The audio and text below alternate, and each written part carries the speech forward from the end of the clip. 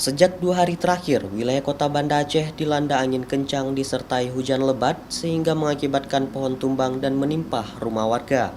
Ada 3 rumah warga yang tertimpa pohon, diantaranya rumah warga di Desa Geci Komplek, di Kuta Alam, serta rumah warga di Desa Pango. Tim BPBD langsung ke lokasi untuk memindahkan pohon yang menimpa rumah warga ini.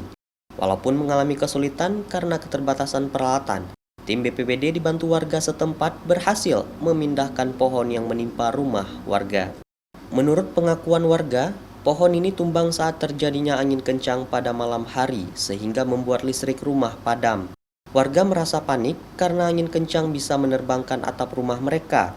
Tidak ada korban jiwa dalam kejadian ini. Kita menghimbau masyarakat terutama yang berada di jalan, yang di luar rumah.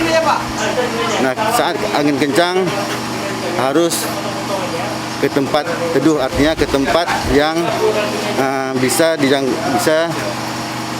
melindungi dirinya dari tumbang pohon, tumbang tiang listrik atau macam. Angin kencang yang terjadi sejak 2 hari lalu juga berdampak pada aktivitas nelayan di kota Banda Aceh.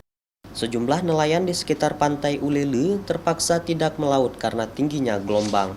Untuk mengisi waktu kosong, mereka membersihkan kapal sembari menunggu kondisi cuaca kembali normal. Nova Misdayanti, Kompas TV, Banda Aceh.